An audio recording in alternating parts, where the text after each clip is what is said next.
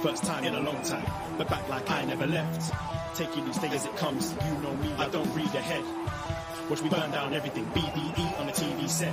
When I'm in control on the road, you could never really know what's up next.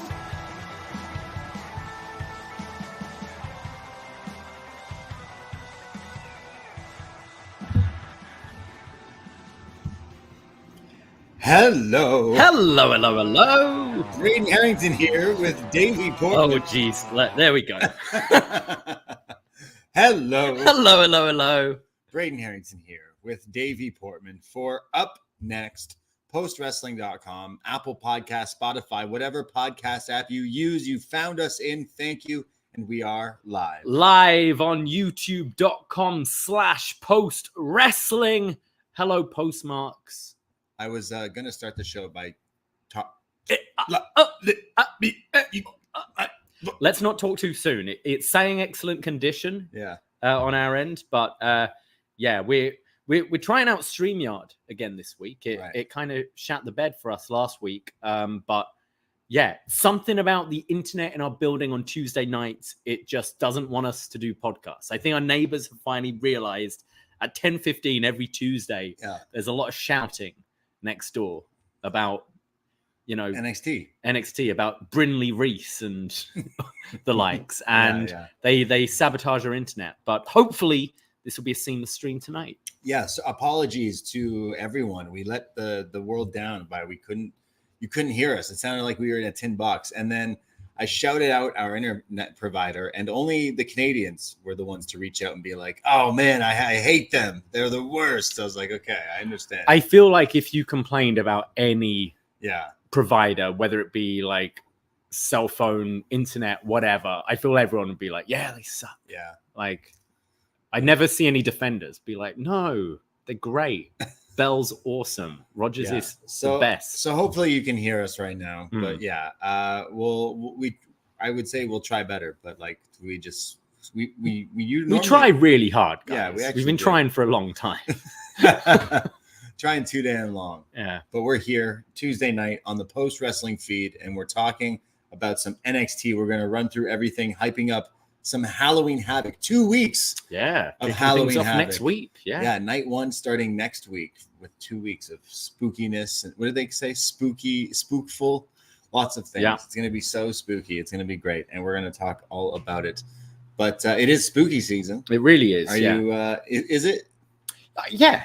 I'm feeling pretty spooky. Been doing some spooky things. Have you gotten a pumpkin spice latte yet? I have not. No, I even haven't yet. No, It depends where I get it from. Like, I'm not a fan of like you go to Starbucks and you get something and it's like, okay, it's 6 pumps of this syrup. Oh, that's like, intense. Yeah. No.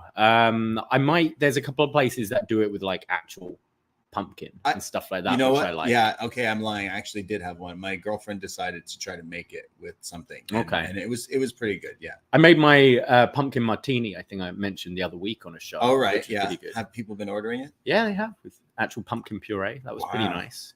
That's pretty spooky. Yeah. I went to see Saw 10 yesterday. You saw Saw? I saw Saw. You see Saw? I did.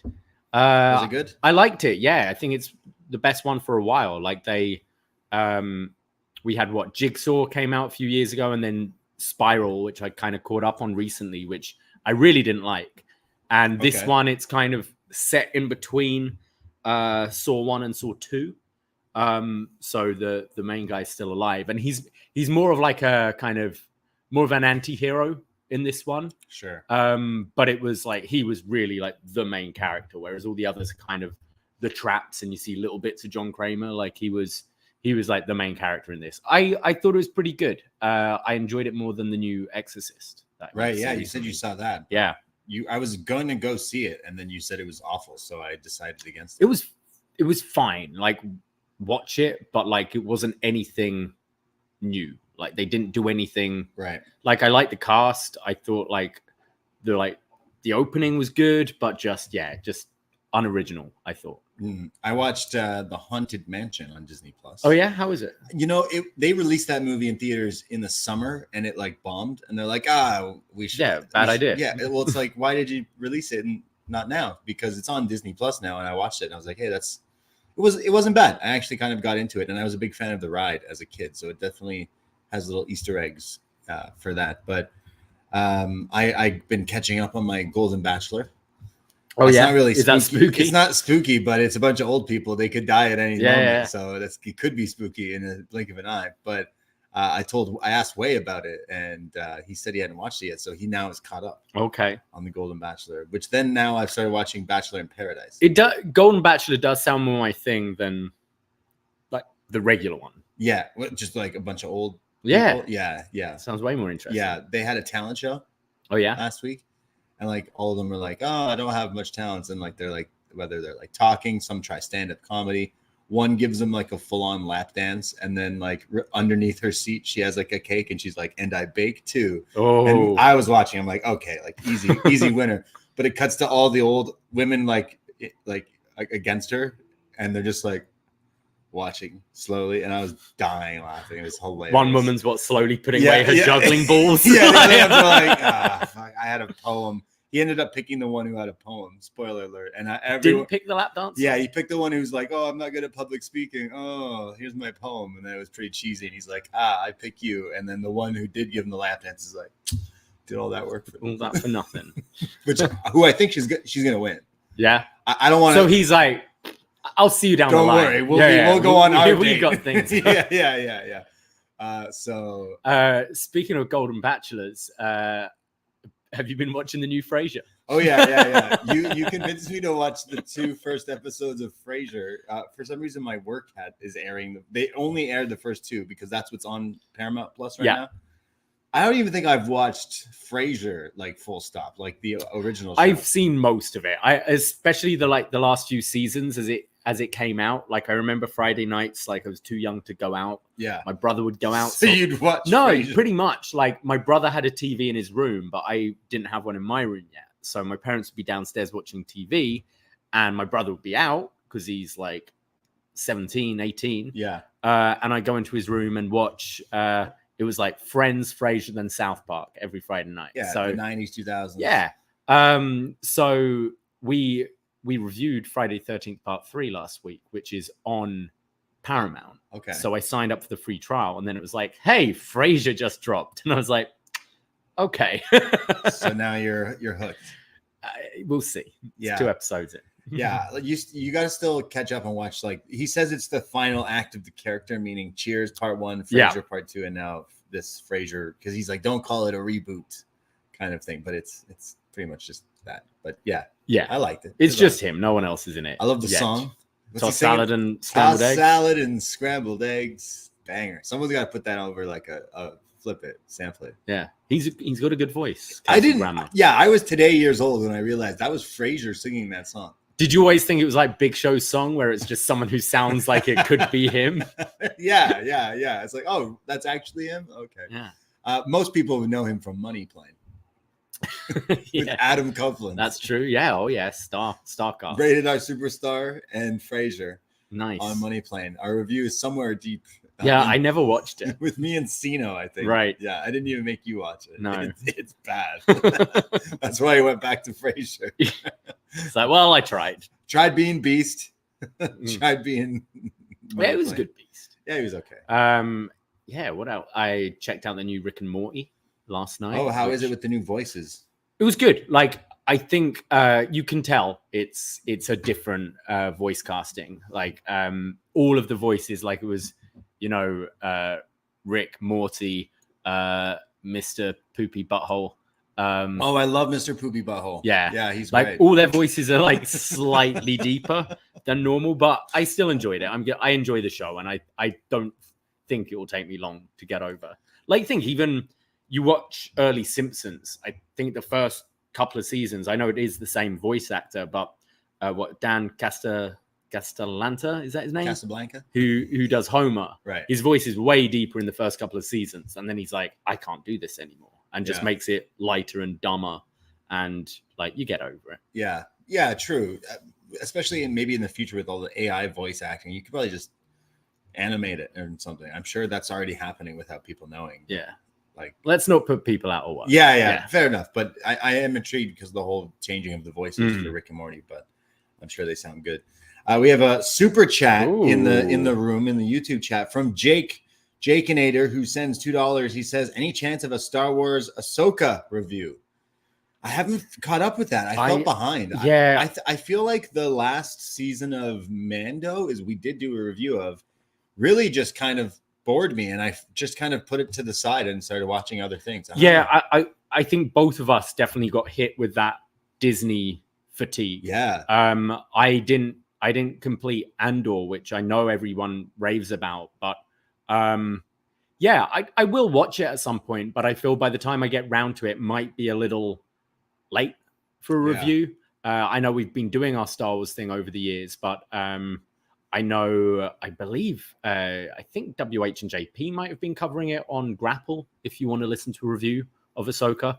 But yeah, I'll get round to it at some point, but just I've fallen way behind on Marvel and Star Wars. Oh yeah, I haven't watched any of the Marvel stuff in quite a while, but definitely it looks cool, and I've like heard some good reviews, so I'm like, all right, maybe I'll give it a chance. But as far as a review, I don't know. But that doesn't mean we don't have plenty of other reviews coming out. Yeah, I mean, we've been watching a whole lot of other stuff, including our whole Patreon movie book club, if you will, because obviously we do Up Next every Tuesday night, but Davie and I, we do tons of other podcasts, including weekly shows over on our Patreon, and it is spooky season, so we've been keeping it real spooky, real creepy. We kick things off with Richard Gere in the Mothman Prophecies. What, you thought we were going to do Richard Gere and J-Lo in that Save the Last Dance? That'll be next year.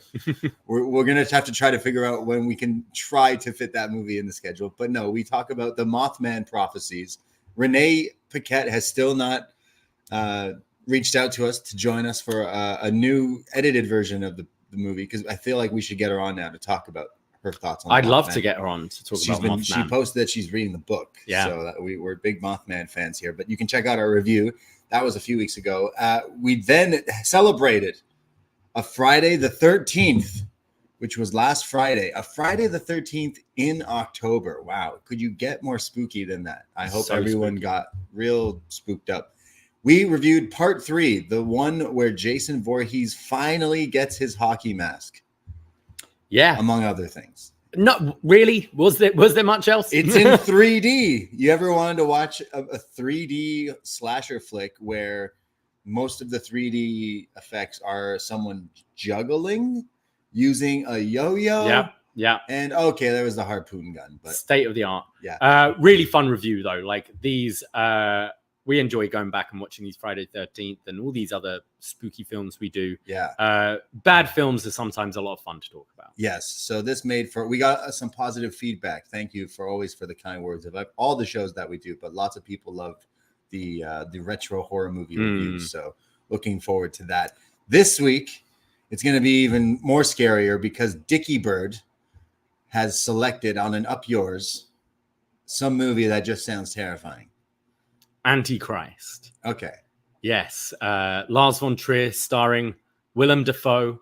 Okay. I mean, he's terrifying enough. Yeah, he's already scary. Yeah, this sounds like it's going to be heavy. Right. Whoa, Doc. But we're going to be recording this tomorrow with Mr. Bird and talking all about it. So I believe it's on Prime if you want to check out the film. Nice. Before watching.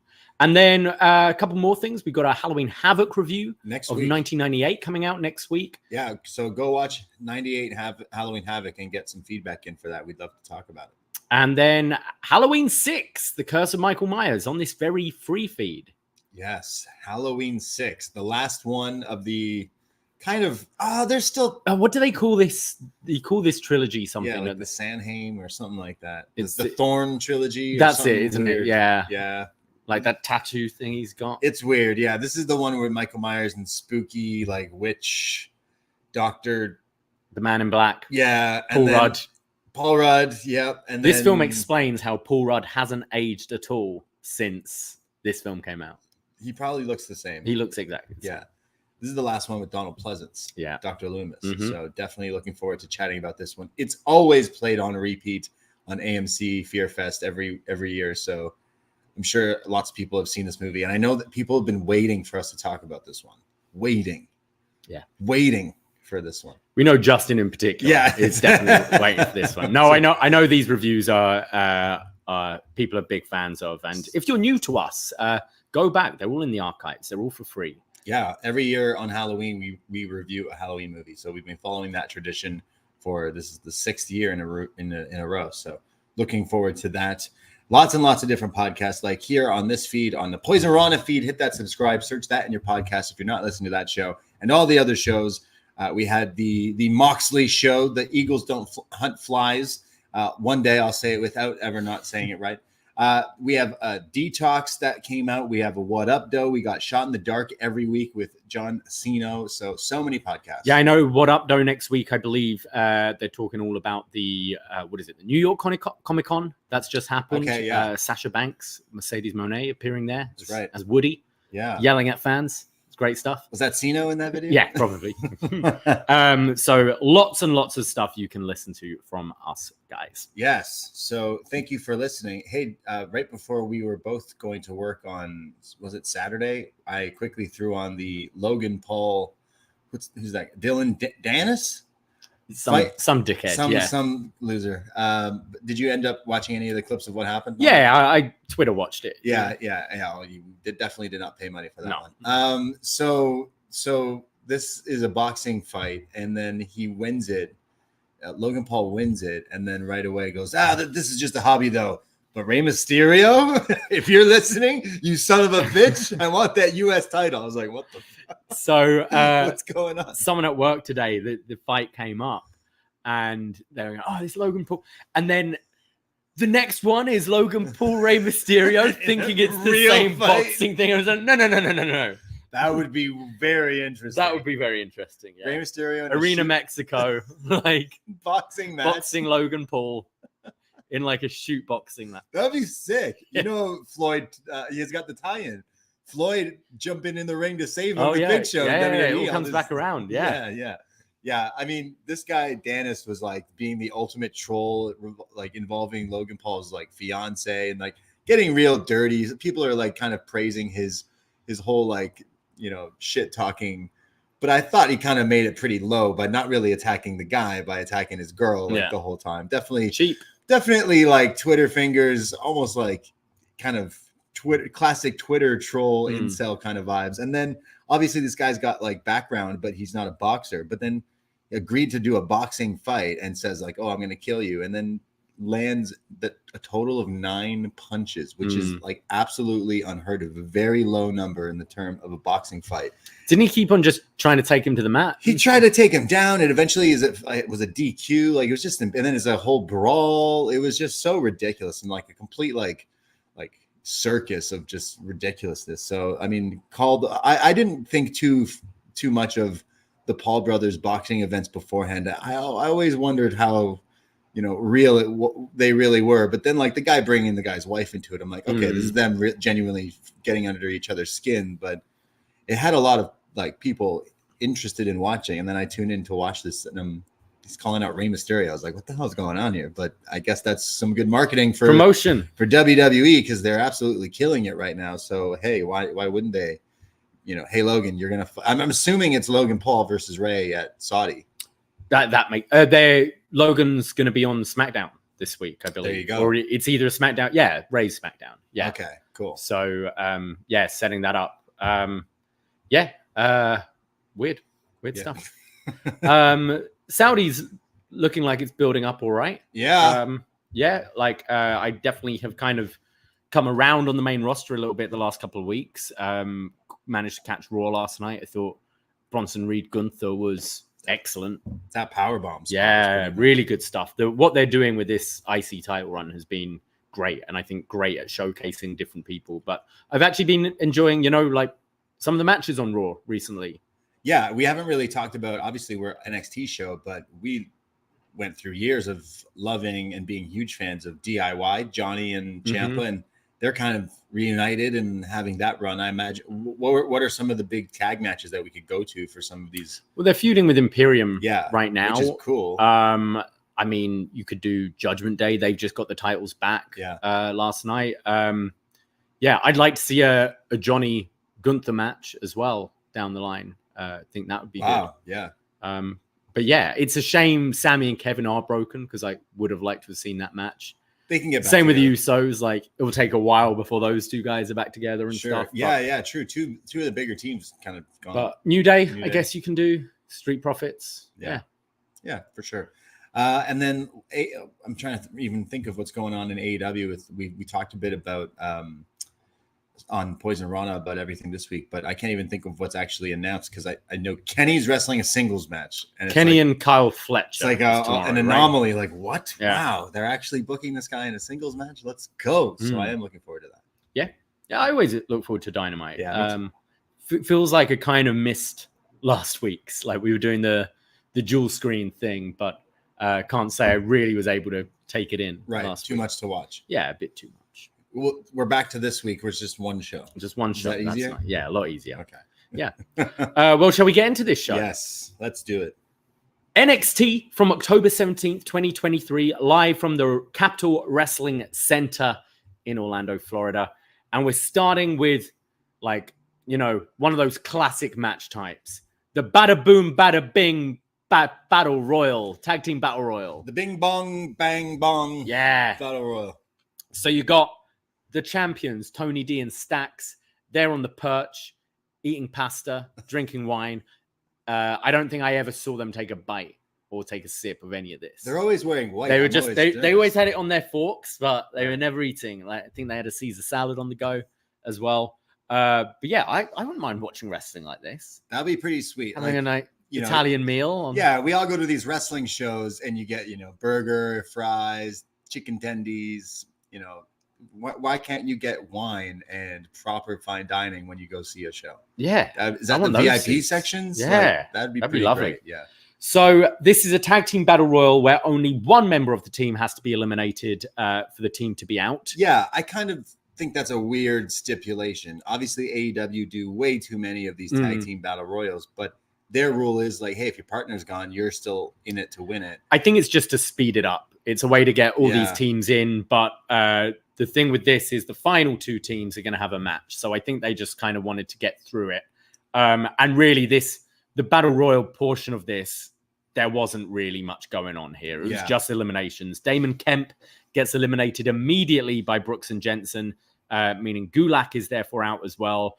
And they get the na way goodbye chance. Tank is then eliminated by Bronco Nima, eliminated Hank and Tank. Josh Briggs almost eliminates Wolfgang, but he holds on. And then both Briggs and Jensen are eliminated at the same time. This is when I noticed that Ridge and Butch were actually in this match, the Brawling Brutes. Yeah, kind of not really mentioned. I know they had the match last week, but I'm assuming maybe we're getting a bit more of these guys down here. Yeah, so Ridge eliminates Idris and Malik, both of them at the same time, just showing off his power there. Brutus then eliminates Ridge here, so they're out as we see Tony D'Angelo eat some Caesar salad. Brutus eliminates Wolfgang, I believe here.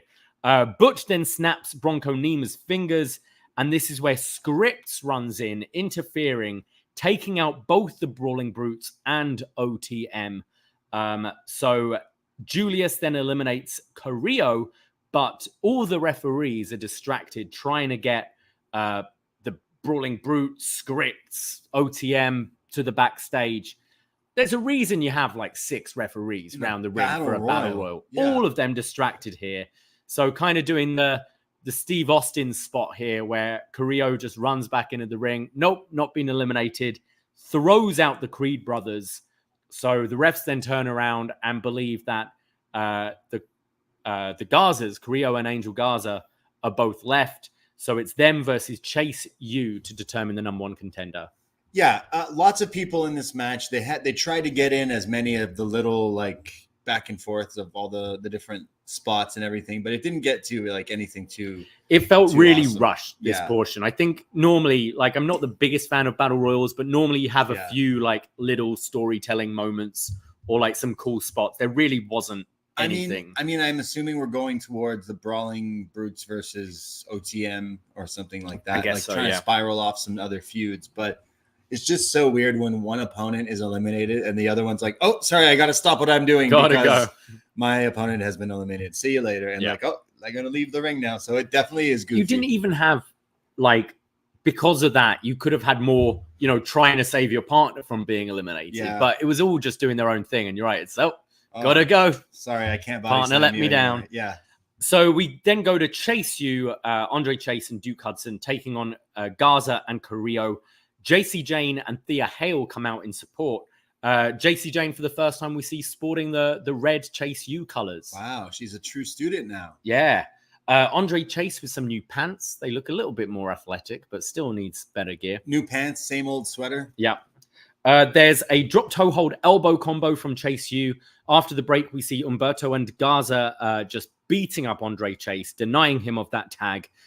Chase starts to fight back, low bridges Humberto to the outside, goes to tag Duke, but Duke has been taken out and he's on the floor. So Thea and JC are trying to rally him. And finally, Chase makes the tag to Duke. He comes in with his hot tag, hits a nice looking belly to belly throw, then does the jabs to Humberto. Garza runs in, so he's doing the jabs to him, followed by the Chase U elbow, and then catches Humberto by the foot and flips him back into a moonsault onto Garza, which looked pretty nice. Yeah, very impressive. It's a senton and uranage combo, and then Chase takes out Garza on the outside with a suicide dive, and then a high cross to Humberto for a 2 count. And then Humberto comes back with a beautiful-looking Liger bomb for a great near fall here. And this is when Brutus and Julius run out. They're all mad because they got screwed out of this match. And this allows a bit of a distraction. And Andre Chase rolls up Humberto for the win. Yeah, a bit of an upset here. Obviously, we're happy for Andre Chase and Duke. And we've been saying for months they were screwed out of the titles months ago for that run. But I'm really into Garza and Humberto. Like, their wrestling is so good and fluid. I think it's weird that they're going for our grandpa wants us to be partners again. So we're going to do this in grandpa's honor, and we're going to draw fake claws on our chest to differentiate from who we were before. I think they could do a little bit better of storytelling with family values and stuff. But besides that, their wrestling is so fun to watch. So, you know, Chase and Duke can go too. I like the little match after more than I like the Battle Royal, and that had all these other teams in it. But for what it was, like, I didn't expect them to win. I think we kind of called it last week that like they have to win, because ever since JC joining them, it's like she's like their good luck charm. Yeah, kind in a of weird way. I wonder if they do the title change next week. Like, maybe JC like helps them cheat, and then they go, wait a second, we've been good this whole time and we didn't win anything. I don't know. I wouldn't mind a title change. It's just you'd prefer a team like Chase U winning against like a bigger heel team, rather than it's 2 babyface teams going at it, which is kind of odd. But I like the idea. We're spinning off to the Creeds and Humberto and Garza, which I think will be a nice match when that comes. Yeah. But what was the final update on the pasta? Was the spaghetti and meatballs? Well, they barely touched it, so I doubt they liked it. Yeah. Where was this from? They probably got books recommendations. Was this TGI Fridays pasta? Or the other one? What's the free bread, unlimited breadsticks? Yeah. Olive Garden. Olive Garden. Yeah, we don't have that in Canada. We got East Side Mario's. Yeah, we should go one day. They got rid of the one down Where's the nearest East Side Mario's? Like out of town, like Pickering, Ajax. Well, we'll go to Pickering. We'll go to the haunted place in Pickering. Yeah, sure. Yeah. Have East Side Mario's. Yeah. But yeah, this pasta, they didn't look like they finished it. But look at that. I did like the visual of them eating and drinking while watching wrestling. Yeah. Like, look at us. So true mafia vibes. We get a video from Blair Davenport addressing Gigi Dolan. She says, "This isn't over. Gigi's win over me was a fluke. And I don't want to erase that victory. I want to derail your career. And if you're as tenacious and resilient as you say, prove it and face me at Halloween Havoc." Yeah. I'm just looking forward to this feud to end. I feel like this has gone on forever. Yeah, since I can't say it's ever really hit that next level. Yeah, I can't. I don't know what you would do with these two characters besides that. There's just a lot going on in NXT and no real room for this, and that's kind of why they're feuding. And it's just kind of whatever for me too. Yeah, we get a video from Lexis King, formerly known as Brian Pillman Jr. For some reason, I thought his name was Stephen King. I was like, that cannot be right. Glad I this time of month. Oh, yeah. Wait, what? So he's going by Lexis King. Yes. Right. He says, people would always tell me how much they loved my father. And he's in that same chair watching video clips. And you're getting clips from people like William Regal and Steve Austin just saying how much they respected and loved Brian Pillman. And Lexis says, I would look them right in the eyes and say straight to their face that, like, I loved him too, but I was lying through my teeth. I was 4 years old when I knew him. I didn't even know what love is. And you expect me to love him? He says he was in hotel rooms more than he was at home. And I am no one's shadow. And Halloween Havoc is the start of my career and the start of my own career, and make my name more than his ever meant. And that name is Lexis King. Nice. All right. So we're going to be seeing him debut here with the whole new thing. In AEW, I love my father. I'm going to dress like him, act like him here. And I hate my father. I like it. I much prefer this than a guy shows up who sounds like Scott Steiner, who looks like Rick Steiner and does all the Steiner's moves. And what's your name? Bron Breakker.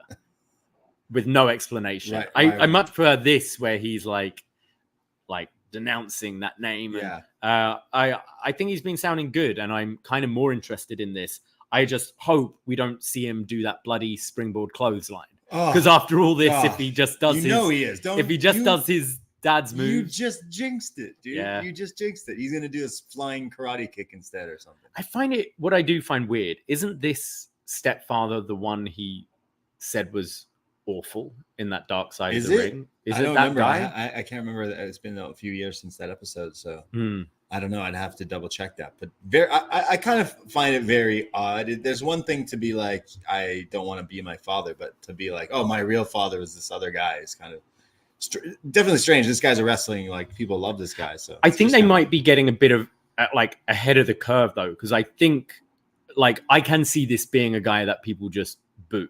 Right. Like if they debuted him as a babyface doing the Brian Pillman stuff, because he wasn't overly impressive in AEW. No. Right. No. And he does need to learn quite a bit. So I think debuting him as a heel, allowing people to boo him, I think will help him. And I do think he sounded good rather than just being. I mean, these are pre-taped, but yeah, we'll see. I think the wrestling could improve too. So it's been a while since we got to see him in the ring. So has anyone checked on Griff Garrison though? He got murdered by Wardlow. Oh, right, yeah. So has anyone checked on him? We get our official song for Halloween Havoc. Nice. Is this Vampire with a Y by New Year's Day or New Year's Day by Vampire with a Y? Oh, I mean, it would make sense that Vampire is the name of the band because they spelt it differently. But then why would a New Year's song be the theme for Halloween Havoc? But who am I to? Vampire is the song. New Year's Day is the band. I guess makes more sense. Yeah. So Vampire, Halloween Havoc. And they'll be performing live. They're going to be performing live. Yeah, I love how they go, hey, here's this song thanks to this band. And guys, guess what, says Vic Joseph. They're going to perform it live. What? Oh, my God. Stop the press. And then Booker just turns to Vic and goes, boo. And Vic doesn't jump at all and just looks at him. And Booker's like, I got you. And all the best to Vic Joseph, who I believe it was Dad's funeral yesterday. And coming back to work right away. Like, can't be easy. What a professional here doing that. But all the best to Vic. We've grown to really love Vic. Vic and Book, what a team! What a team! Honestly, love they bring me such entertainment to Tuesday. So I was happy Vic was still here. Bless Vic Joseph. Honestly, Vic, bless this man. Carmelo Hayes then comes out and he says, "It's so good to be Melo, am I right?" I do like that catch. He's really good at catchphrases, but the dude, people nickname him, call him Melo, and he's like, it's good to be Melo. And like, that's right away. Put that on a shirt. Yeah. He says, last week I stood in this ring with the greatest of all time, John Cena. And then I stood and posed with The Undertaker. And he was just really fanboying here. And Baron Corbin comes out and says that. He says, Melo, I thought you were better than that. I thought you were better than just being a fanboy. And I saw you sat in Sean's office with Cena for a good hour after. You got an autograph from Cody Rhodes.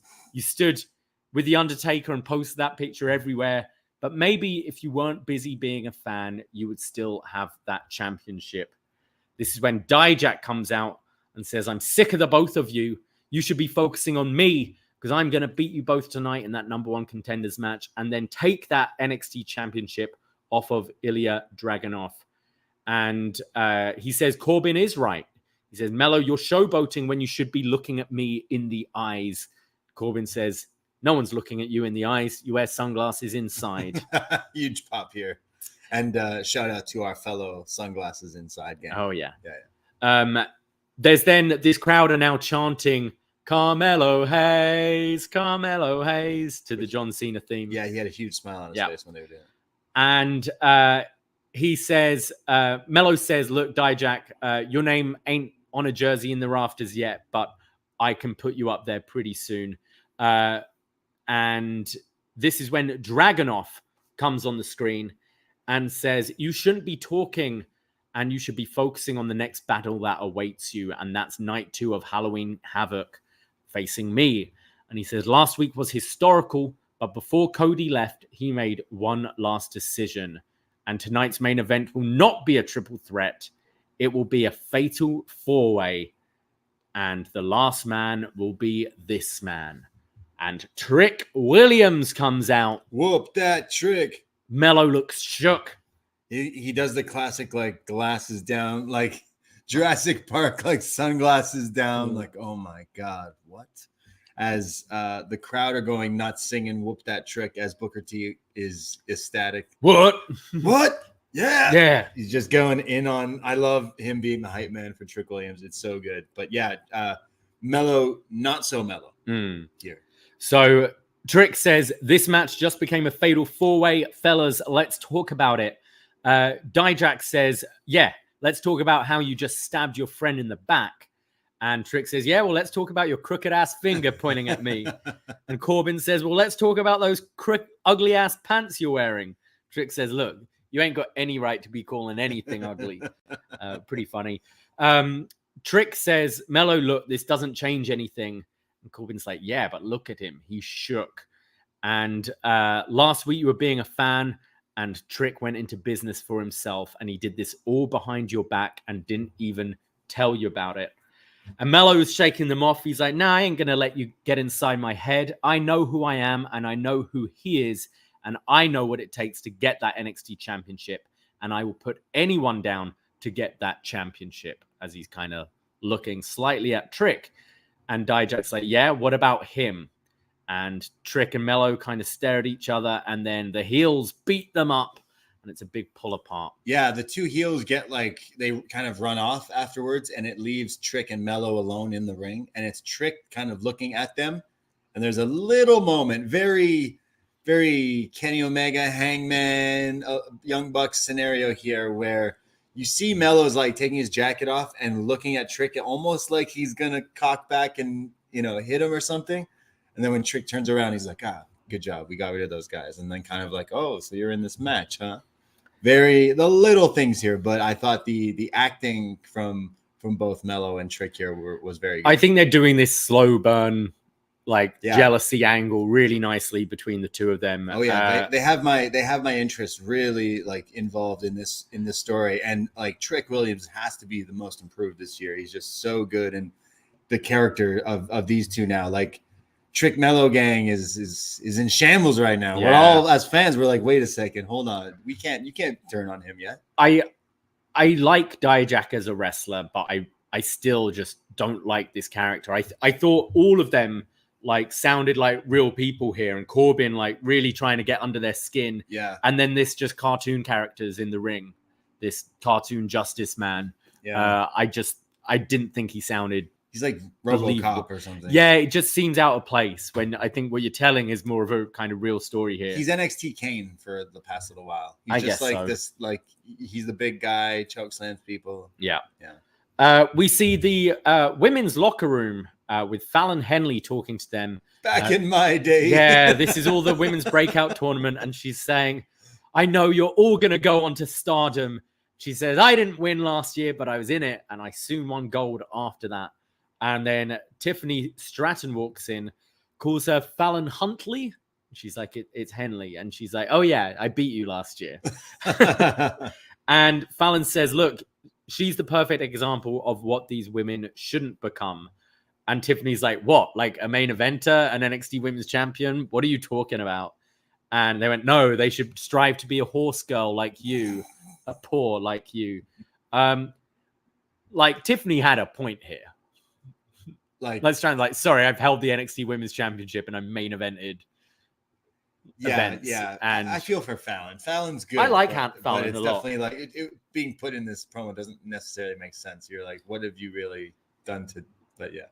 So I assume those two are going to have a match in the next few weeks. Yeah. I mean, what's Tiff doing around here if we're not going back to her getting the title back? I'd say move. It needs to transition to Lyra. I mean, I don't think it's going to Lyra after the end of this show. I think it's going to someone else, but it's neither of these people. So it does make me go, Tiff, now's your time to move up because you could easily be putting on some great matches with some of the main roster people and be champion pretty quick. But yeah, I guess we're going to this next week or the week after. I mean, I think we're maybe the week after. We've got pretty much most of next week's show announced, I think. Yeah. We go to our women's breakout tournament first round match. Carmen Petrovic from Canada, from Toronto. A Toronto kid here. Yeah. Wow. With a Sick. sword. I mean, look. You do see people walking around with swords and Queen. Yeah. You ever go on the TTC? Yeah. People walk around with samurai swords in the city all the time. Yeah, look, this girl's from Toronto and she comes out with a samurai sword. I mean, 2 for 2. We're already big fans of Petrovic. I think she said Petrovic. Okay. With a ch. Nice. Yeah. And then going up against newcomer Jaida Parka. Yeah, and we're not familiar with these two, but they do have little like insert promo, and I thought Jaida had some attitude. It sounded pretty good. Yeah, Karmen, like they both have these insert promos. Karmen saying, "I'm bringing my grade 3 black belt." She has 23 years of combat experience, and you may not know who I am now, but you will. And Jaida, kind of a bit more flashy with her promo, says, "My agility is so slick it glides, my athleticism so smooth it slides," and bars. Some other stuff. Yeah, some real bars. Sounds like Drake's kid rapping. Right. No, I actually thought she sounded. I thought she had my attention. Like, but yeah. We go into the match. Carmen's hitting a few of these like leg sweeps, and then a big flying elbow. There's a spinning arm drag and knee strike from Karmen. Jaida comes back, kind of wrenching the arm with these shoulder blocks and working on the arm of Petrovic. And then Parka gets Karmen in the corner across the ropes, like the draping thing, and jumps up just sitting on her. There's another leg sweep from Petrovic, followed by a discus lariat. And then she does this forward roll into this like kick in the corner. She does like these kicks and then wraps the leg around the like neck afterwards, and then hits another running kick, and then almost like the kind of like Robinson special, but less rotations. Yeah. Didn't look quite as impactful. And then locks in Carmella's move, the Code of Silence. Yes. The like, figure 4 around the neck. Yeah, you're like grabbing your own leg and bending it backwards while you're like choking. I think it's a pretty impressive move. You kind of see this I see it in like World Star fight videos where people are choking people out with there's almost this kind of way, but pretty cool, especially for her with like the long legs and the kicking and stuff like that. I could see that being a finisher. But yeah, for a breakout tournament match, NXT and the whole Level Up show, which I don't really watch, like it's a lot of people on these shows can be like thrown in the deep end here of like, here's your first match or here's your second match, like live in front of a crowd and stuff. But I didn't necessarily think that of this, like they were moving really fast, which that's a critique I have of like a lot of wrestling coming out of the PC, specifically women's wrestling coming out of WWE, is like they move in slow motion. I didn't think this at all with these two. So already kind of having my attention of like, okay, let's see where both of you can go. I guess that's coming from Petrovic here, like with the whole kicks and running around and stuff. But I'd like to see where both of these two go. And that's a first impression. And I thought both of them left a pretty good first impression. So yeah, I thought of it as a bit of a negative with it being fast. It felt like they were getting ahead of themselves a little bit. Sure. Like nerves, whatever it is. Like it kind of felt some things didn't look as like clean as it could have been, or not quite sure what they're going for. Because I just felt they were sort of rushing through the match a bit. Whereas maybe taking a little bit more time would have helped. But yeah, both pretty green here, but showing glimmers of stuff they could do. And we've seen like this PC seems to work, because we've seen the likes of Tiffany Stratton and how quickly they've improved. I can see something in both these women. Yeah, they both young, both attractive. One's got a sword, one's got a bit of a promo on her. Like again, kind of something two different wrestlers you could see down the line.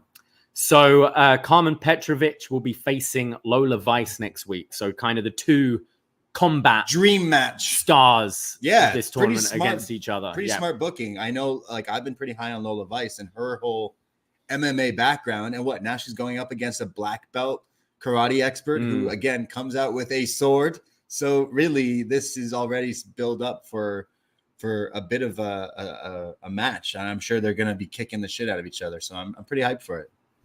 Natalya shows up, of course. I'm even more hyped now. And says that she's going to be there for Tegan Nox tonight. Natalya, kind of her story on Raw was she beat Tegan to the punch with the match against Becky. Right. And then she said she was doing it to motivate Tegan and get something out of her. I feel this is just building up to another Natalya heel turn, who at this stage I feel turns as much as the Big Show did back in the day. What's going on with that clip where it looked like some kid accidentally grabbed her boob? Everyone's always grabbing her boob. I swear that's the second time that's happened to her on TV. That's wild. Yeah. Just kids coughing a feel out there. It's the face on the one from years ago, though. The kid. You can tell they're both accidents, I imagine. But the one where this kid's smiling, like, yo, just grabbing a titties. Good stuff. So you got Tegan Nox taking on Lyra Valkyria with Natalya in the corner of Tegan. There's some nice mat wrestling to start with these two. Very evenly matched, nice back and forth. Like both of these are pretty slick when it comes to wrestling. Yeah, Tegan, we watched a lot of and so many stop starts, but I'm like still interested. Like I need to see what you can do. Like if you are up there on the level of some others, and really never given that opportunity. There's a nice Northern Light suplex from Lyra, and then starts to deliver the kicks to the chest. And then Tegan, it looks like she legit might have got rocked, because she kind of fell down early and then just got kicked in the head by Lyra. But they seem to move on okay from it. Natalya is just playing cheerleader on the outside for Nox. Lyra goes for this running crossbody, and Tegan catches her from out of nowhere with this fall away slam into a bridge, which looked really nice, I thought. Yeah, very like Hangman or very Ilya Dragunov, actually. Yeah, snappy with it as well. Tegan then hits the Molly go round for a 2 count. Love a good Molly go round. Sends Lyra to the outside and hits a flipping senton to the outside, and only a 2 count. And this is when Chelsea Green and Piper Niven show up. And this all kind of causes a bit of a distraction. There's a roll up from Tegan for a 2 count. And then Lyra comes back and hits the roundhouse kick to the head, the Falcon kick, I think. We're calling it the Falcon kick, and no one's told us don't. So, and Lyra picks up the win.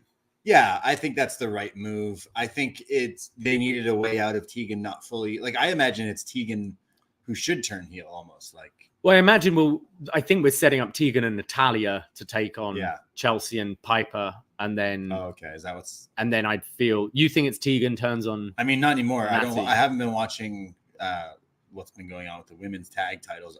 Not like you saw most of it. I'm pretty sure if you like gun to my head, I would have to consider, are they still active titles right now? And I learned today that they are. So I actually really love Chelsea Green. She's hilarious. And the crowd were losing it for Chelsea Green here. So, like, I know she's tag champion right now, but maybe move her to something a bit better. Like, she's another one. The injuries have like start so bad, but she's been making me laugh since the wedding dress stuff and Impact. And like, I genuinely, if she's never gonna, like, if she weren't to be wrestling, I say she could easily be managing someone as well. I was thinking like as a GM, like the story she has with Adam Pearce. If eventually she gets Adam Pearce fired and takes his job, I think she'd be a hilarious take on like the heel general manager sort of thing. Yeah, so it was a cool little like, oh, Chelsea Green. Like, I forget she's back in WWE and doing stuff in main roster. But we recently did a review of the original All In, and like watching back her match, that 4-way match with the women's, that was a good match and improving. Like, whoa, she's a pretty good wrestler. So, as much as I think her character finally getting over with the crowd and people reacting and genuinely making people laugh, is great. But I would like to see what she can do with the wrestling. But maybe they'll be back here on NXT. Yeah, we used to have the women's tag titles on this show, not anymore. Well, the Witches cursed it when they lost it. They did, yeah. Whatever happened are they still wrestling? What's going on with the Witches? They were kind of weird. The Witches should be. We'll see more of them again now. Oh yeah, now's the time. Spooky. Yeah. Raw this week, I believe, had every single women's member of the Raw roster on TV at some point. Which you can see changes are coming. I thought the match was a mix. Like both, I'm really high up on Lyra. Yeah, I thought some bits of this match were a little clunky at times, but I definitely, Lyra obviously had to win, and I'm really looking forward to a match with Becky. So that's next week. That's next week. Yeah. Lyra then gets the mic and says no one is taking away her championship match at Halloween Havoc. Not Tegan, not Indy, not anyone. And every drop of sweat has led me to this moment, Becky. And when you came to my school, you lit a fire under me. And all these years I've worked on being the first Irish NXT Women's Champion, and you took that away from me. But I've learned if someone closes a door in your face, you kick down another. And you may have beaten me to the NXT Championship, but I will beat you for it. And then Becky Lynch appears on the screen and says that I've been watching you and you've been building momentum. I've actually been watching you a long time. And when I came back here to NXT, you were the first person I wanted to face. And not because being two Irish women going for the title would be cool, but because you're good. You're really good, but I'm better.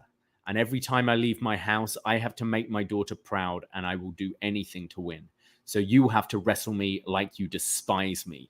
Leave being the fangirl at home. Bring your absolute best to be ready for the big time.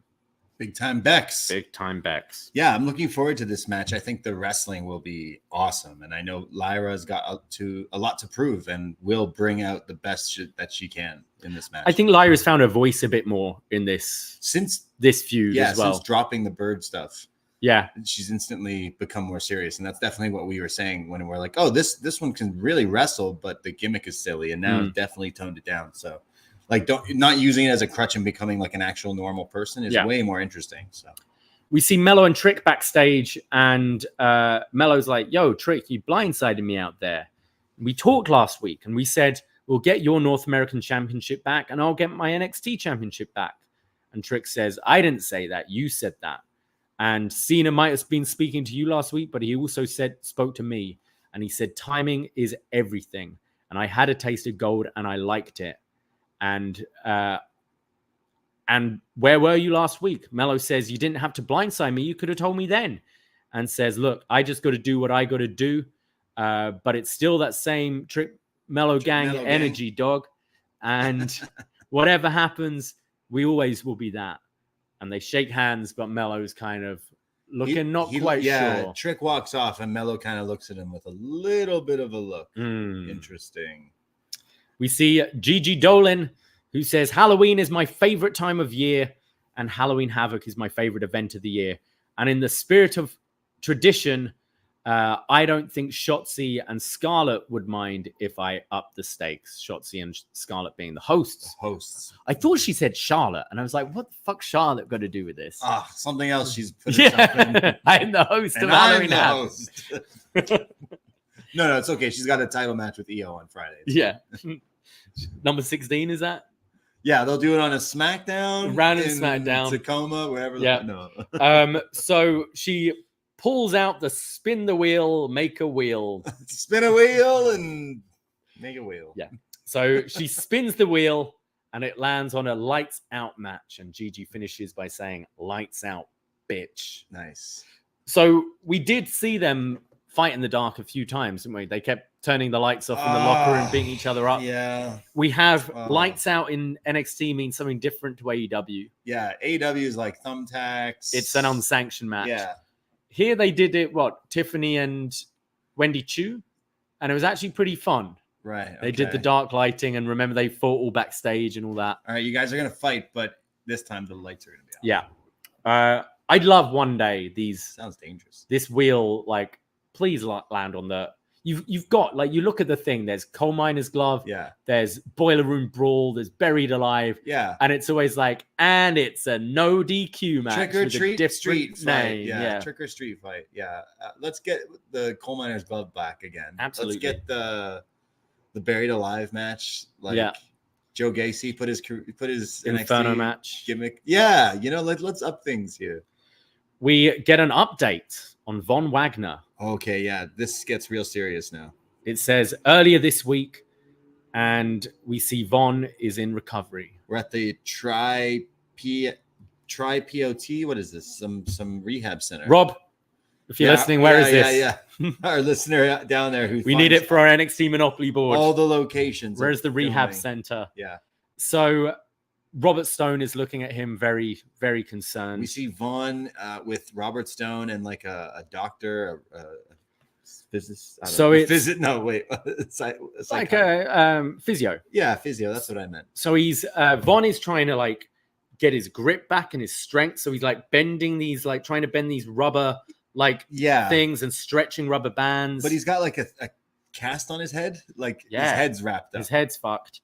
And he's trying. Well, we already knew that. He's trying to pull the bands, and he's like, "I can't do it."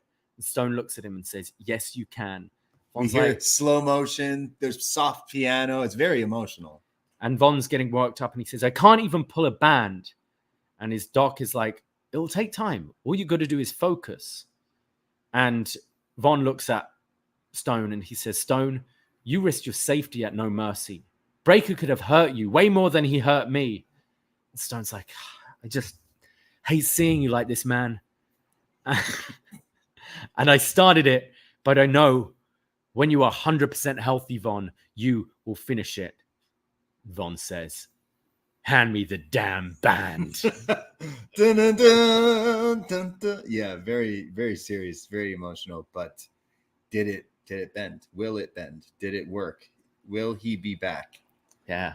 Wow. What a serious. I kind of appreciate the length they've gone with this one. It's been quite a while since slow burn. And actually, this is more than just Roddy in a neck brace, being wheeled out. Yeah. We're seeing him trying to serious. Braun really hurt this guy. Yeah. Braun murdered this guy. He's got his damaged, taped up head. He's wearing his nighty gown here at the hospital, trying to bend these bands. I just find Stone hilarious. And I know it's deliberate, but how he's trying to be all serious and emotional, but he's just posing like he's in a male model magazine, like a new suit or a new aftershave or something. He's a Kardashian or something. Yeah, all the time. He's always dressed to the nines and But I don't think this was meant to make me laugh, but it definitely did. But I'm praising it because it's it's the weirdest episode of General Hospital you've ever seen. The thing is, I think they're building this in such a way where when Von finally returns and puts Braun through a table, it's going to get a great reaction. I hope so. I think we need definite repackage of Von here. In a few weeks, we'll see that he's even walking again. He's got, I don't know, he's putting people through tables again.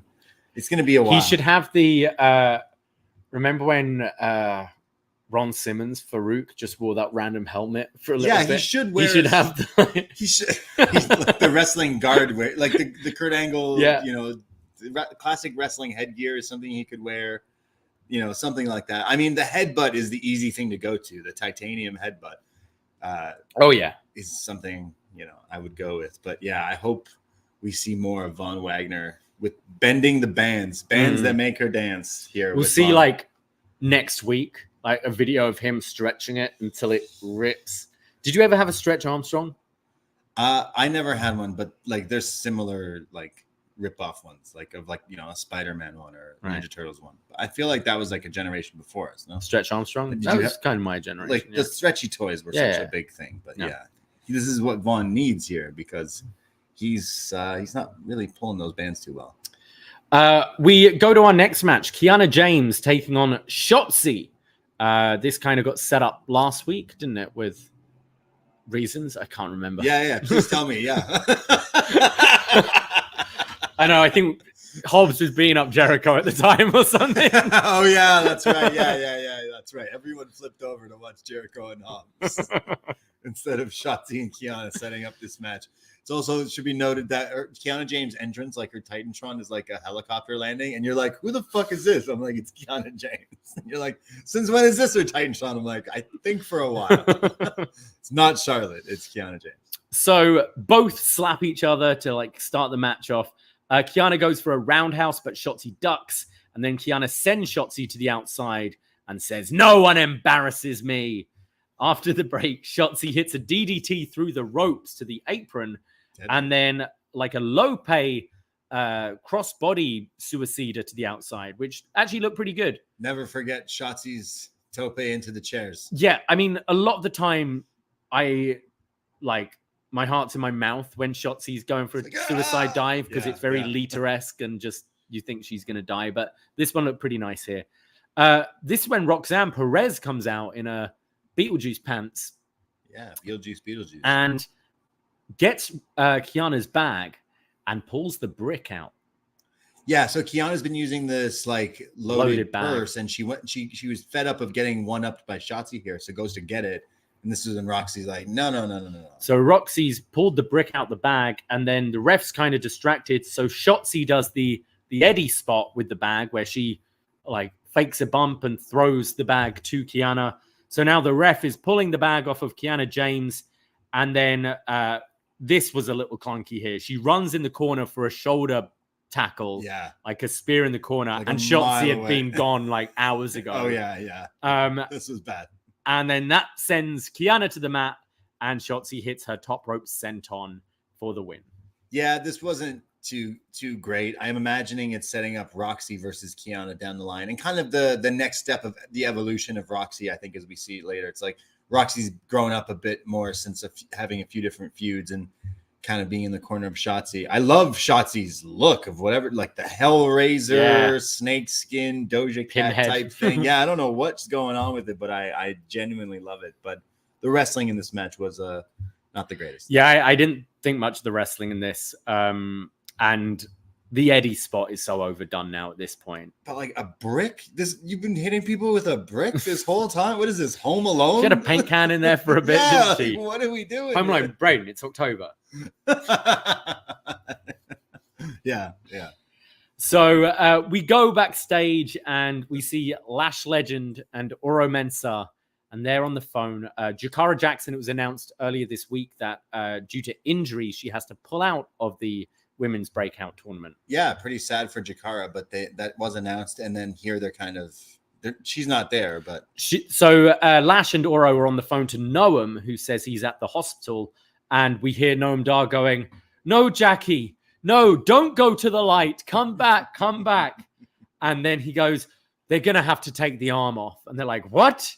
And Mackenzie said, "Wait, they said the injury wasn't that bad." And you hear Noam go, "Oh, big brain Mackenzie. Yeah, you figured it out with Lion." And this is when Akira Tozawa shows up and says he's looking for Noam.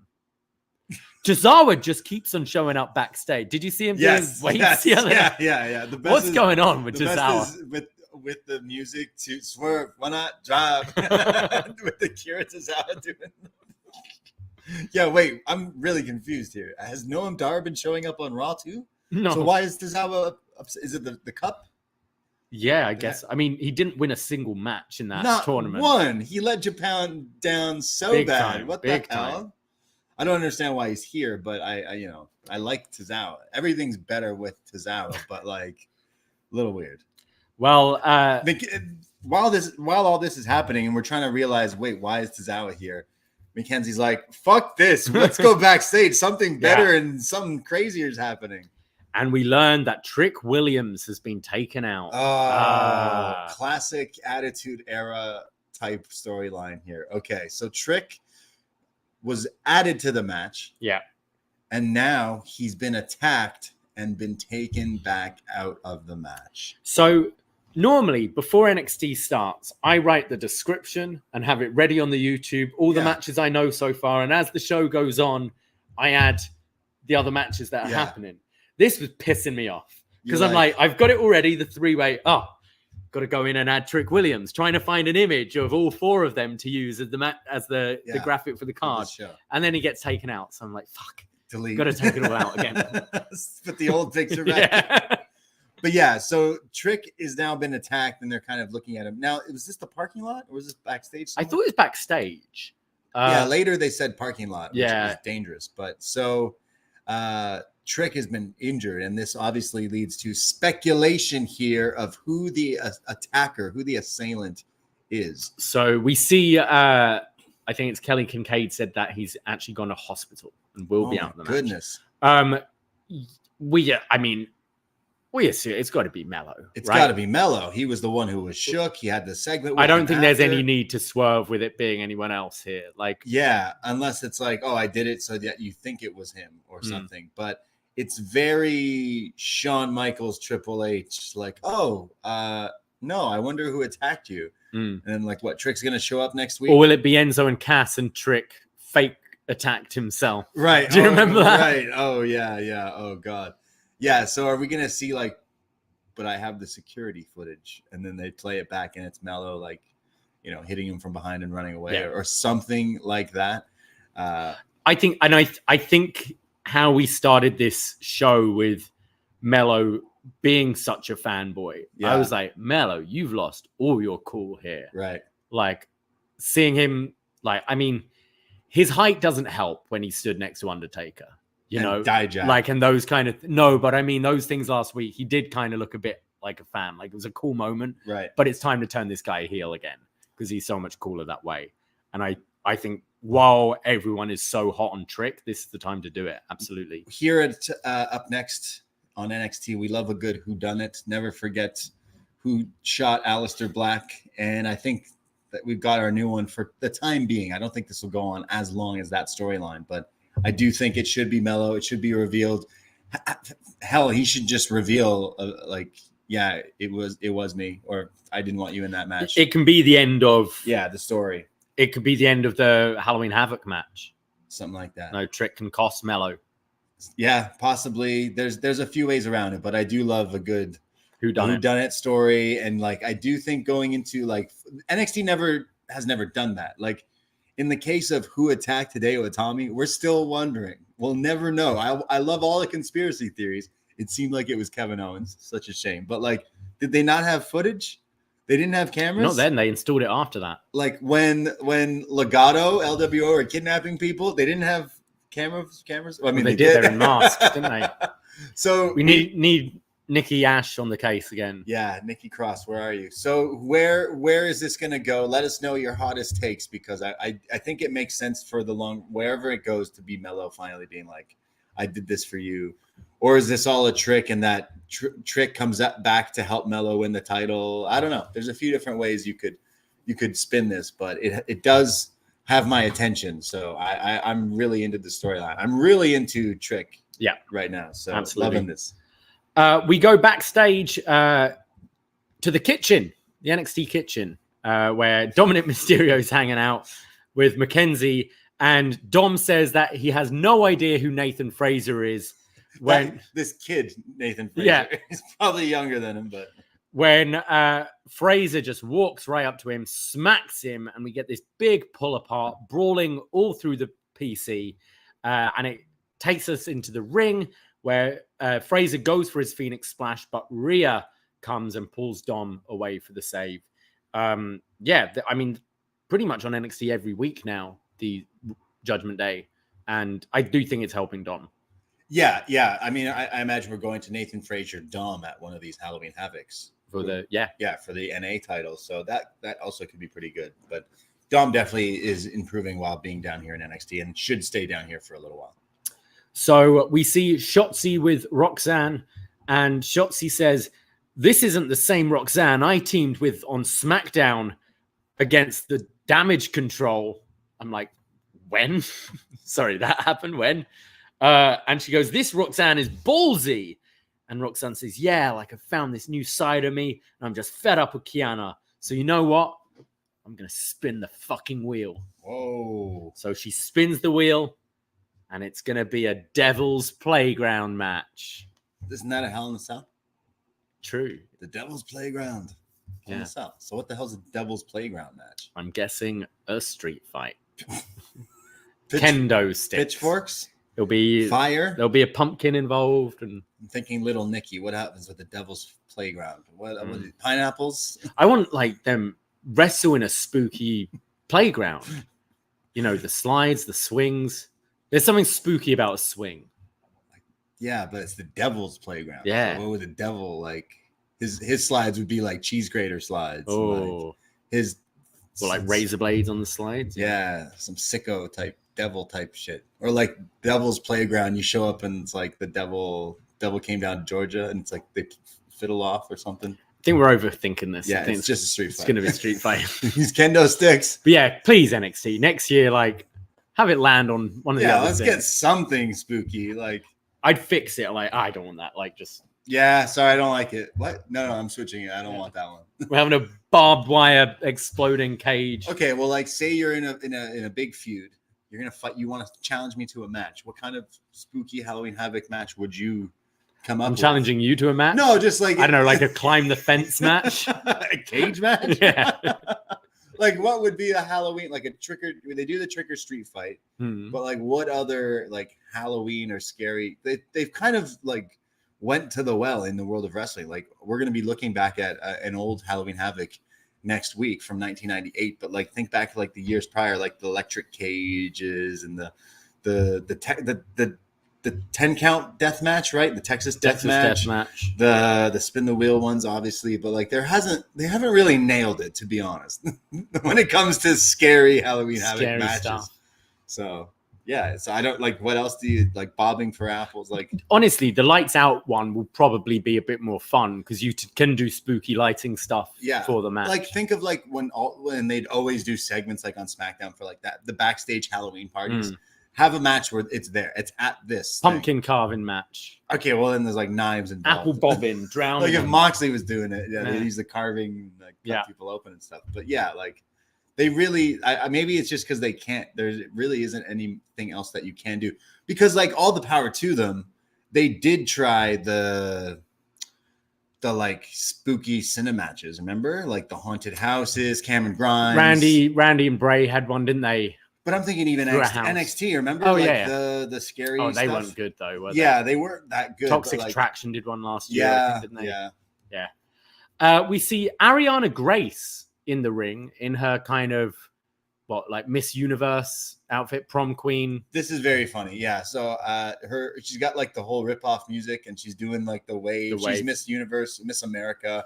There she is. She says, "It's always devastating to see someone get injured, and my heart goes out to Jakara Jackson.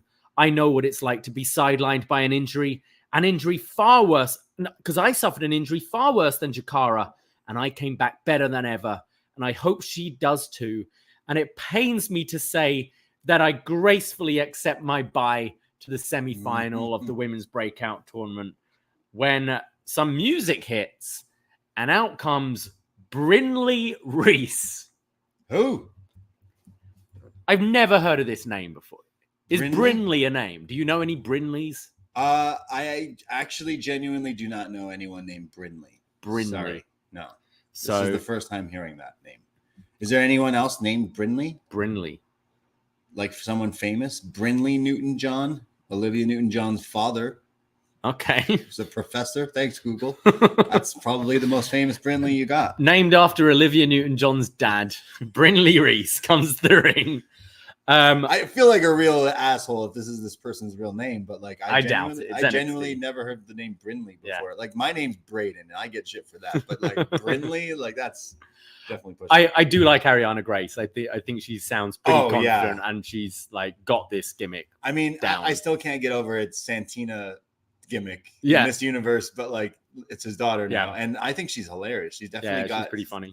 Picked up some chops since coming back. Actually, I think she's improved. Very, very funny. And I follow Stax and her on social media, and it seems those two have become a little bit of an item, and they're pretty funny on social media as well. So this had my chuckle, and I think she could go far with this character and some of the funny stuff. Like I said, like a Chelsea Green type thing. Yeah.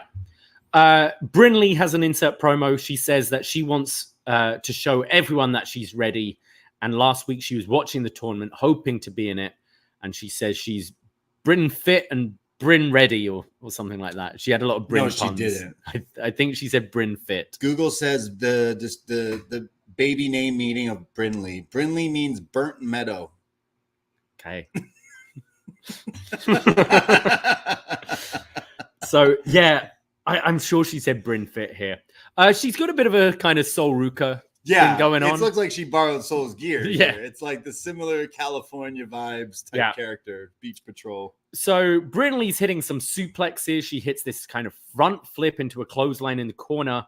But Arianna rakes her eyes and hits this like kind of headlock takeover slam thing to pick up the win here. Yeah, not the coolest looking finish for the match, but I didn't get too much out of either for the wrestling. But first impression, like Brinley looks pretty generic for a coming up here and having her debut. But I don't want to just like shut her out just yet. And I think maybe there's still she is also a backup, right? Also that too. So definitely like wouldn't rag on this too much. But I'd say the highlight was Grace making me laugh. The promo, I agree. So next week we're getting Kalani Jordan versus Arianna Grace. Yeah, so I'd imagine Kalani beats her. And I think Kalani Lola Vice. It's got to be the final, yeah. We see Mr. Stone backstage when Bron Breakker approaches him and asks how his little buddy Von is doing and tells him, well, why don't you run back there and help him put one foot in front of the other? And Stone says, like, you're despicable. You just don't care. You don't care. This guy is like fighting for his life. And my kids are asking me every day if Uncle Von will be okay. And I got to tell them, I don't know. And I just can't take that vision of you slamming the steps on his head. Bron goes, yeah, we'll do something about it. Stone says, you know what? I will. Me and you at Halloween Havoc. What? And Bron just laughs, says, I think that's a great idea. And I'm going to do the same thing I did to Von. So call the hospital. Jeez. Bron's terrifying. I think he's so good in this role. It's the tan, right? It's terrifying. He's just evil. Meaner than evil. Yeah, I liked how he was laughing as this guy's like, yo, my kids. And then Bron's just like, yeah, I did that. Yeah, it's pretty funny. Bron almost like here is like, yeah, give me a reason to fucking kill you. Yeah. Like, thank you. So we're getting Robbie E. Yeah. Robbie E. Was that what he's called? Yeah. Robbie Stone back in action, back in the ring. This is pretty crazy. He's not really wrestled in quite a long time. I mean, he's had a few like silly matches, like the whole stuff with Shotzi and things like that. But no, nothing serious. And I doubt this is going to be too serious either. I imagine this is powerbomb through that table. I imagine this is Von's return. No?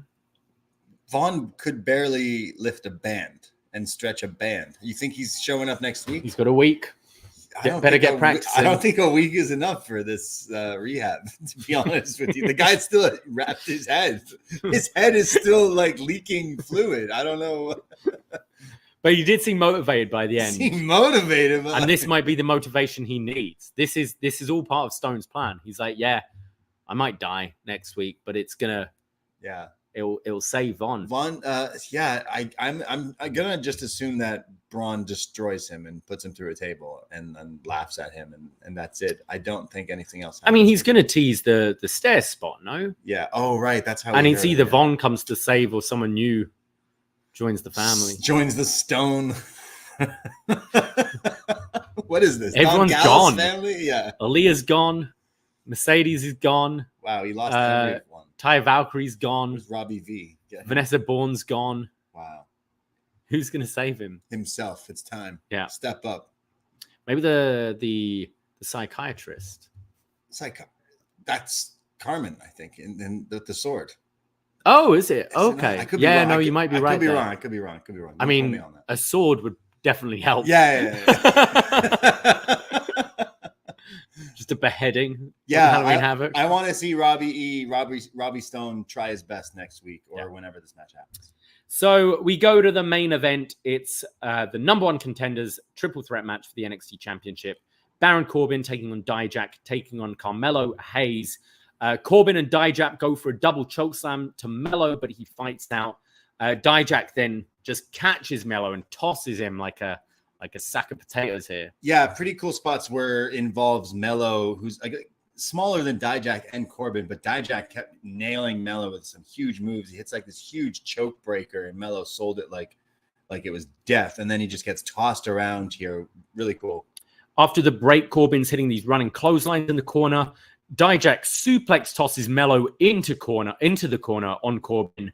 And then the South of Heaven sit-out choke slam from Dijak to Corbin, which Melo breaks up with this flying super kick. Looked really nice, actually.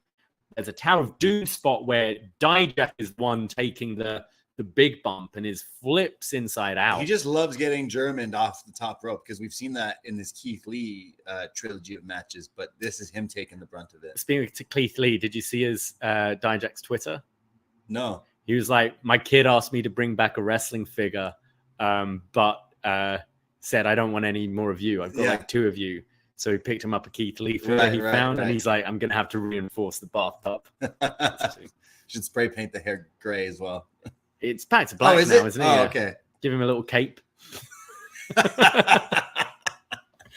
Dijak then goes to feast your eyes on Corbin, but it's counted into the end of days, and Melo follows up with the nothing but net to Corbin and pins Dijak 1, 2, 3.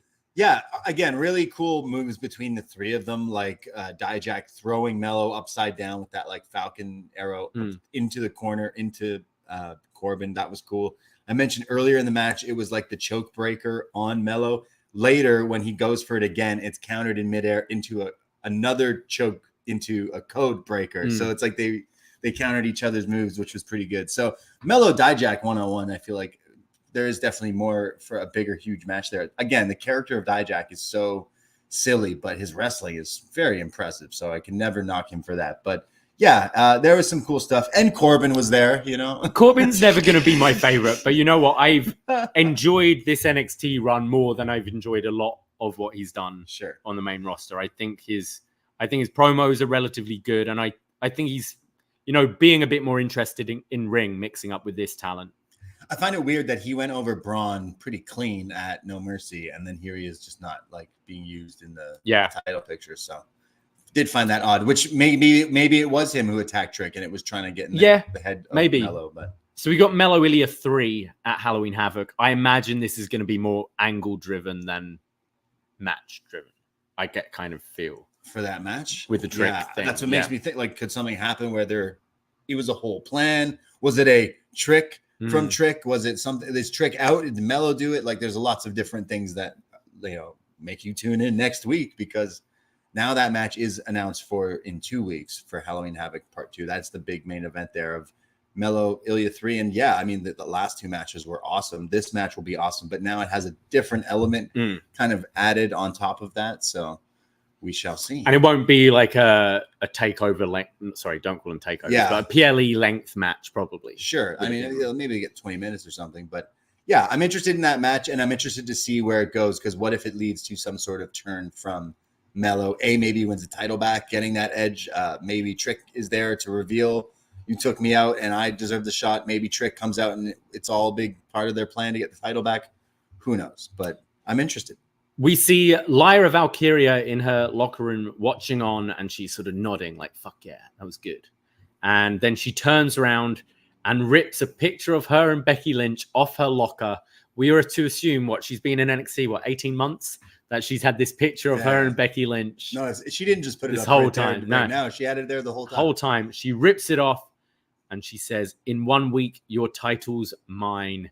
And then the screen. Yeah, she walks away. Cuts to Jade Cargill, who stood there pointing at her watch. TikTok. Which is interesting because they made it seem on Raw yesterday that she is now a Raw superstar. Right. Like Adam Pearce, she was wearing like this blue fur, and Adam Pearce is like, "Oh, you're gonna have to get that in red," and Jade is like, "Oh, red is my color," and then commentary being like, "Wow, the Raw women's roster has just got that much better," but still teasing that maybe she's across all 3 brands. Yeah, I'd say green is her color for 2 reasons. One, that money. Oh, yeah. But 2, NXT would be a better place for her because the wrestling is something felt a little green there. But very interesting. She did have the stare down with Becky Lynch on Raw, though. Right, yeah. So that's kind of maybe the time. Oh, so she's like, I'm not on Raw. I'm just coming for that NXT women's title. Becky for maybe. NXT. Or I'm coming for Becky. Yeah, I imagine that after Becky defeats Lyra, which I imagine happens, Jade confronts her. I like it, though. I like this.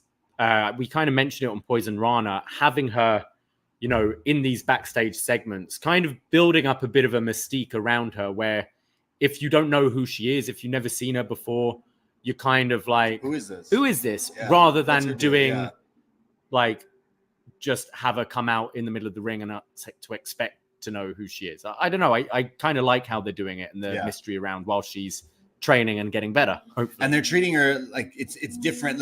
Like you would think they just bring her out 1 week, and like they're definitely doing something a bit different and treating it a bit better. So I got to give them props for that. Like already she's more interesting than what did she do? Like her streak was cool, but I can't really think of many stories. I like her. I always liked her promos, but she got really repetitive. It became like, oh, Jade's going to cut the shit and say something funny. And we never got Bow Wow she was feuding with? Yeah, we never really got the payoff with Bow Wow. So maybe they can. Trina?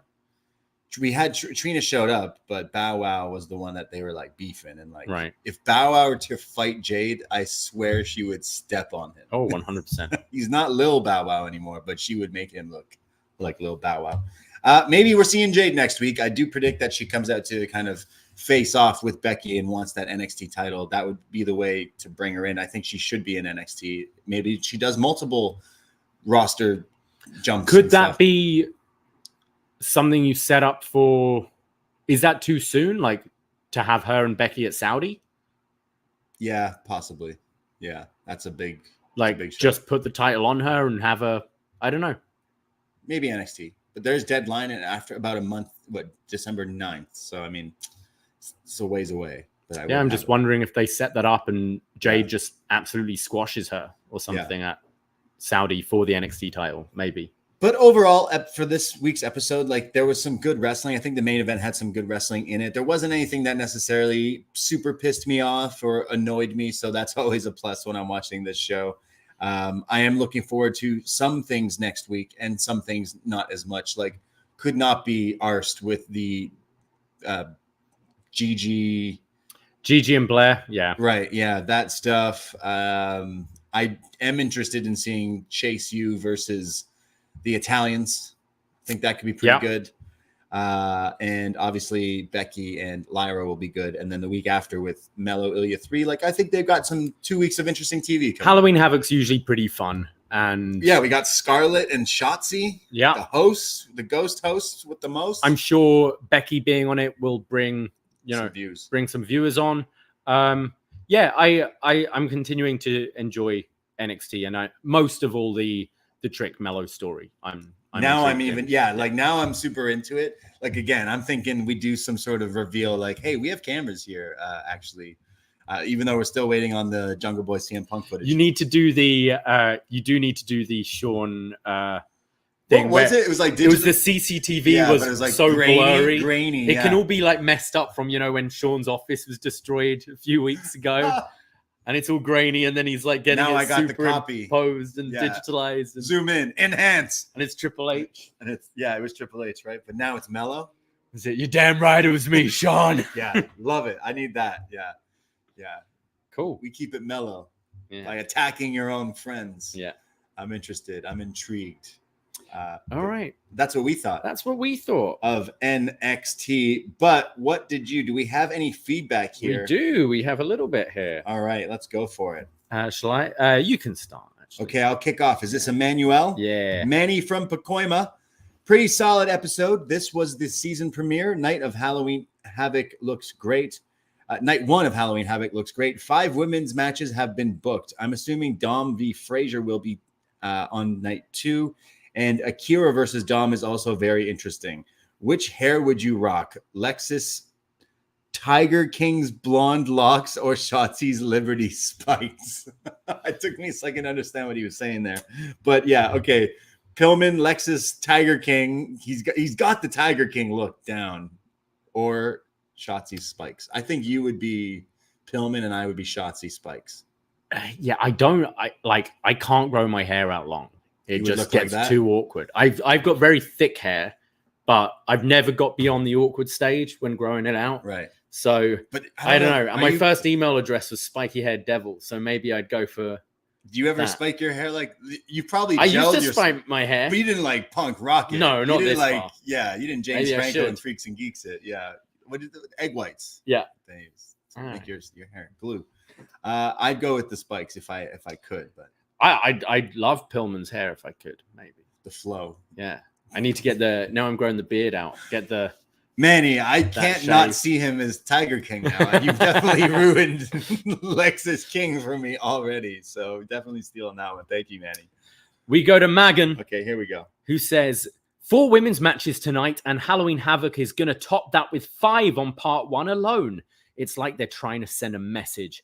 Valkyria Nox was good. I was thrown a curveball when Trick got added to the three-way dance until he got jumped. All signs point to him. The triple threat match was dope, with Melo chasing that dragon for the rubber match in 2 weeks, and that cliffhanger with Jade Cargill appearing on the TV in Lyra's locker room. Has she found a home? I damn near jumped out of my skin. I also spotted Miyu Yamashita in the audience too. Solid setup episode. Yeah, I did see that. He's got a picture of her. Yeah. I saw that on social media. She's just chilling, trying not to be seen, but her hat really down low. Yeah, cool. Are we gonna see her wrestle? Maybe. Who knows? Bring some more stars over from Japan. We go to thank you, Megan. We go to Sean, who writes in, good show tonight. Lots of housekeeping setting up for Halloween Havoc, but I like everything we're getting. Chase U and the family will be entertaining, but a grudge match between the Creeds and Garza Carrillo will be fire. I enjoyed the first round of the Breakout tournament. None of the girls who failed to advance are bad, though they are green and need more work. I will say Jaida Parker stood out to me more in a loss than Karen Petrovic.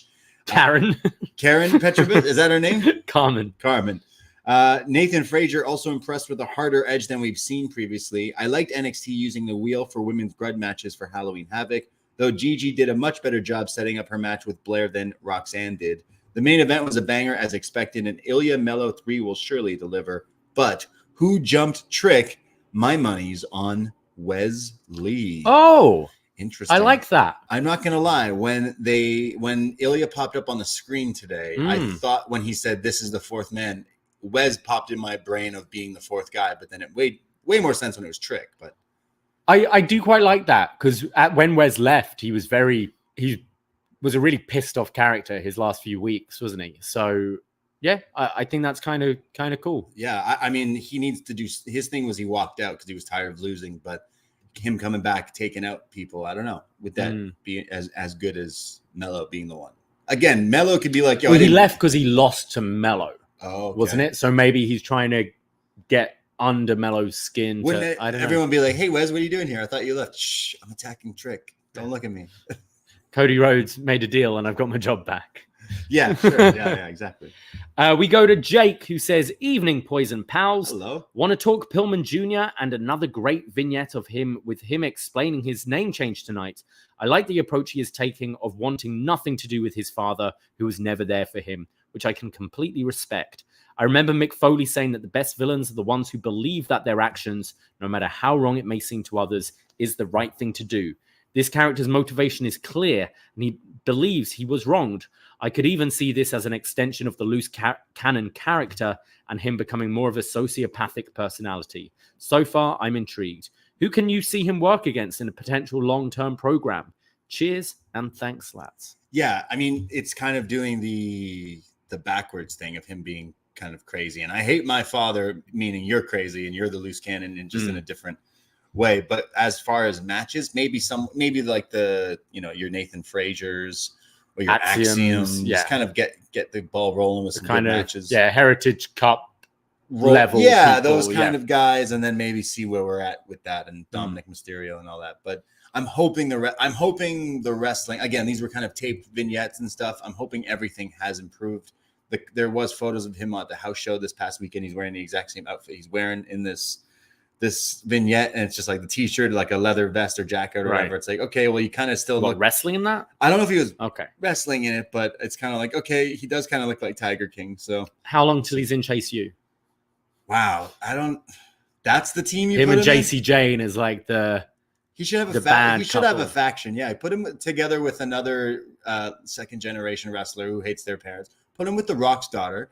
And put him with someone else she's what, fourth generation? She's fourth generation. Yeah. Let's go. Put him with some other people. Ava and the Evolution, Lexis Legacy Part 2. Love it. Yeah, sounds good. Thank you, Jake. Thank you, everyone, for writing in there over on the Facebook page. Search Poison Rana, join the group, and find all the fun stuff that we share, including feedback threads. But that was NXT. That was Up Next. We thank everyone in the YouTube chat for joining us here tonight. Thank you for listening wherever you may be. Of course, postwrestling.com for all the updates of everything going on. Review Away, Review of Raw.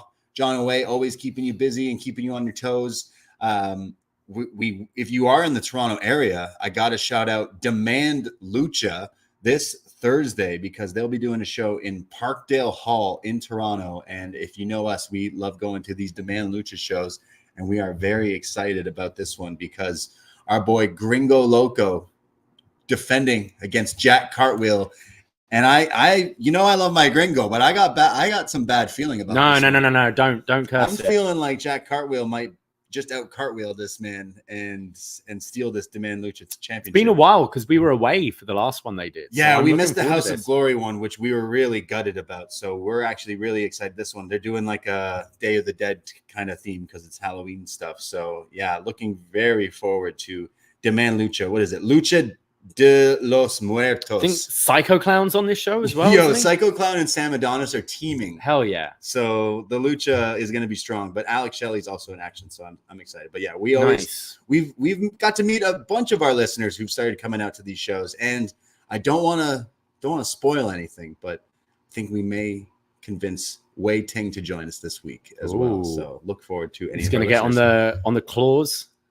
Oh yeah. We got to get them on the way. We drink White Claws when we go to these shows. Yeah. Shout out Parkdale Hall. Shout out to Man Lucha, and let us know if you're going to say hi to us if you see us there.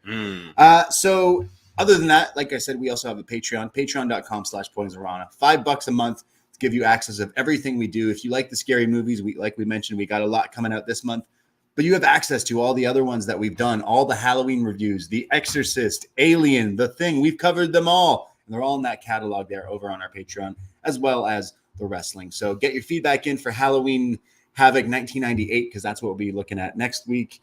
And Poisonrana.ca for everything else that we do. Yeah. All right. Now I'm going to try and navigate this StreamYard to get the theme and not have our faces on there. It's all right. I don't know. I'm not used to this yet, but send us away. And we mentioned on Poisonrana, we are working on our updating our PWT, and someone like Martin Bushy may have found that before we were going to share it. Thanks, Martin, but it's okay. You can, if you're smart enough, you can order now, but we have more designs coming. We've got more coming. We're limited to how many a week, so we're not officially announcing yet. Wait for a hard launch. Yeah, but soon. There's a bit of a soft launch. Saving up. Now. Yeah, saving up your money for Poisonrana delivery fees, merch. Yeah, exactly. So thank you everybody for asking, because I know a lot of people do want merch from us. And hey, we can tell you it is coming very, very, very, very soon over on our PWT page. Yeah, so looking forward to that. But okay, I myself, Braden Herrington, Twitter, Instagram at the Brady. And I'm at Davie Portman. That's it. That's all. Take care. Goodbye. Be safe. And see you at Halloween Havoc. Ahoy! Whoa. First time in a long time, but back like I never left. Taking each day as it comes. You know me, I don't read ahead. Watch me burn down everything. BDE on the TV set. When I'm in control on the road, you could never really know what's up next.